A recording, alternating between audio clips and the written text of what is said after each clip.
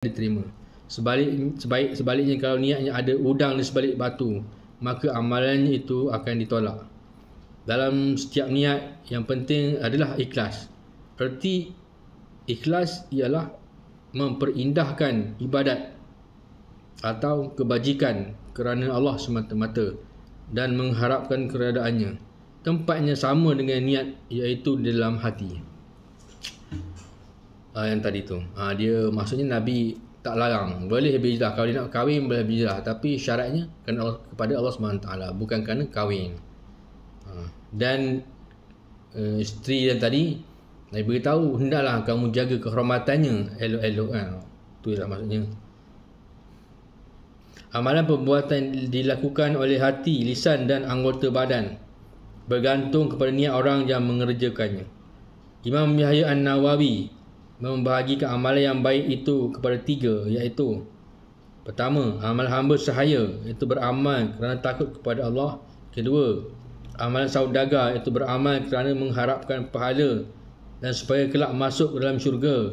Yang ketiga, amalan manusia merdeka, iaitu beramal sebagai bakti dan bukti syukur kepada Allah atau beramal sebagai satu kewajipan. Selain itu, ada juga amalan yang niatnya bercampur bau, seperti orang-orang yang pergi menunaikan ibadah haji ke Mekah selain kerana ibadat, juga bermotifkan perniagaan. Berniaga, pergi Mekah nak berniaga, bukan buat haji tapi berniaga. Macam sekarang ni buat haji, dalam orang Kementerian Kesihatan sekarang kan, jaga jemaah haji 2 bulan ambil cuti.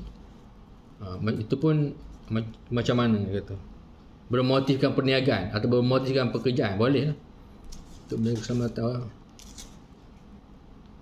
Memberikan sedekah kepada orang yang minta-minta selain berniat sedekah, tapi juga mengandung motif agar orang tersebut lekas pergi dari perkarangan rumahnya dan lain-lain sebagainya.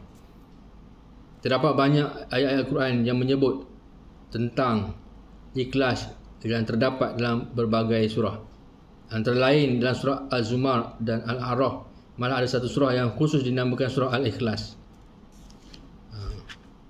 Al-Ikhlas. Bismillahirrahmanirrahim. Qul huwallahu ahad, Allahus samad, lam yalid wa lam yulad wa lam yakul lahu kufuwan ahad. Katakanlah wahai Muhammad, Tuhanku ialah Allah yang Maha Esa, Allah yang menjadi tumpuan sekalian makhluk untuk memohon sebarang hajat.